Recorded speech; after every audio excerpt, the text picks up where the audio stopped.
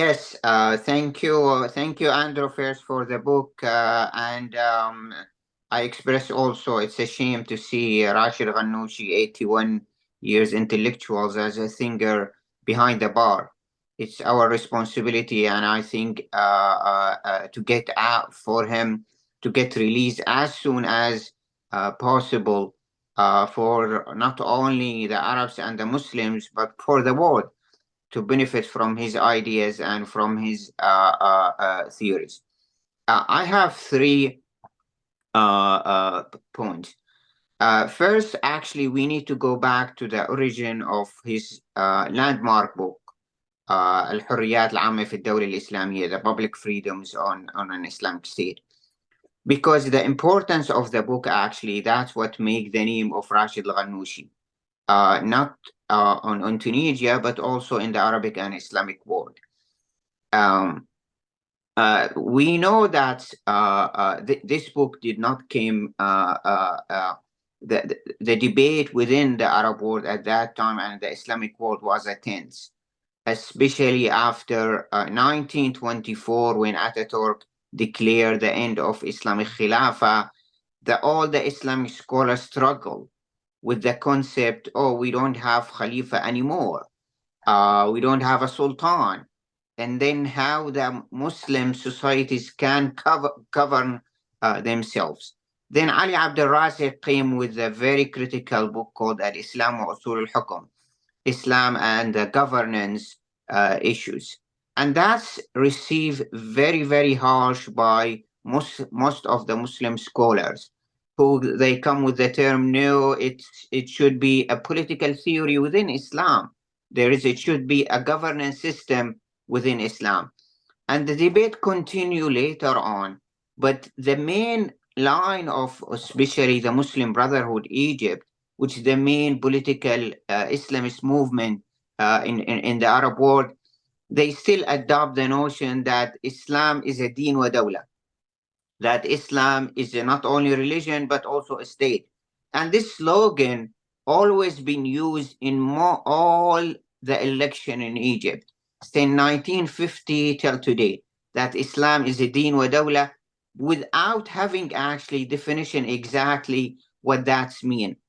And this is why most of the Muslim scholars, they come up with this rubber. Then Rashid Ghannouchi came in the 90s to come with this book.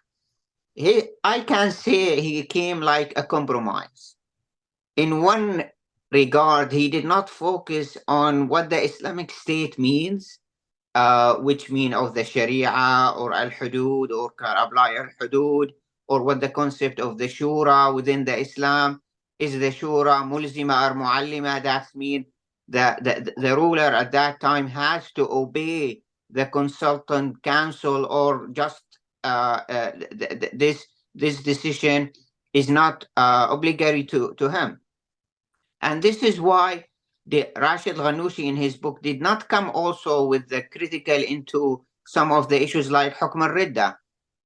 This is why he focused more on the issues that let's focus on what we call the concept of freedom within Islam, other than focusing on Sharia or Hudud or other issues which very controversial within the Islamic thought at that time. Let's focus on the public freedoms, have how Islam actually give freedoms of religion, freedom of movement, freedom of thought, freedom of opinion. And this is why that the book received very well, especially the book was the first time published by a very known secular publisher at that time, مركز دراسات الوحدة العربية, the Center of the Unity Arab Studies. We'd never published any book for any Islamic scholar before. This is why the book received very well in the 90s, especially with the parallel and the debate within, at that time, the failure of or the end of the Islamic movement, especially the case of Sudan, at-Turabi, and the failure to adopt his theory into action into Sudan. And this is why the book, it make a remarkable impact on the Arab and Islamic thought at that time. And then later on, Rashid Ghannouchi was contribute, especially when he was in London, a very famous book at that time, very small but an important book called It's a Critical, Self-Critical of the Islamic Movement. This is the first time actually an Islamist criticized their action be happened before, and they take some responsibility of the impact of their ideas into their action. I met Rashid Ghanouchi the first time in 2005 in London. We've been part of a project at that time called Project on Arab Democracy within the Oxford University. And he came up with, I still remember his question to me. I was presenting the case of the needs of building a ground coalition about the idea of democracy. It's not about being Islamist or secular or Marxist or nationalist. You have to come to coalesce about the idea of democracy. And I still remember his question. He said, how this idea can succeed when we have very extreme leftists and very extreme right, like the case of Tunisia, because everyone knows that the extreme left in Tunisia, it's went to more extreme, not to accept the idea of any kind of grand coalition of other Islamists, as we seen later on in transition in 2010. And then when the Tunisian revolution came into birth in 2010, I believe Rashid Ghanouchi put his ideas into action. Even in many times during this 10 years, he has the vote, but he always need always to coordinate with others, with this what they call the seculars, and to build a grand coalition. This is why An-Nahda in the last 10 years, even they came in the election in many times as the first, and they have the majority, even that they never governed by themselves, always relied on other coalition.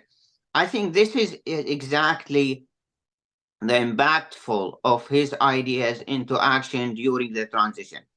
When I met him later on in 2014, 2015, he always believed that this is such to be able to have a successful transition, you have to build such grand coalition to be able to protect the revolution and protect the idea of democracy. And but unfortunately, always there's other they never appreciate of others uh, as a Ghanouchi or other Islamic party to be a part of the coalition. And this is why I think this is one of the reasons when Qais Said he used this political pluralism to hijack the Tunisian revolution and end up into kind of dictatorship, one man rule.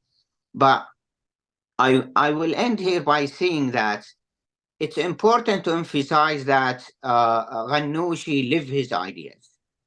Some people believe that Sayyid Qutb he got the fame within the Arab and Muslim wars because he died and by his ideas by when Jamal Abdel Nasser he decided to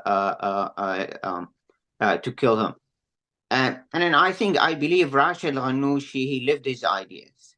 And being in prison today, it's a manifest of how he worked hard to build a notion of dialogue with others, a notion of the need to succeed in a transition of democracy to be able to have maybe the only successful story. When I asked him in 2000, I guess 14, how we have a coup in Egypt at that time, General Sisi controlled in Egypt, Yemen, Syria, and other countries who witnessed the Arab Spring all ended up to go into a bloody civil war. I tried to ask him how you explain the Tunisian story on this regard. And he answered in one word. He said, we are lucky enough actually to be a small state and lucky enough that no one can interfere in our issues. But unfortunately, that did not protect Tunisia from the failure of the Arab transition, which ended up by domestic struggle rather than actually by outsider factories like in Syria or in Yemen. This is why I think we have to see the history of ideas, how developed with Rashid Al-Ghanouchi. And I'm very glad to see some of his ideas reflected now in English in Andrew book. Thank you.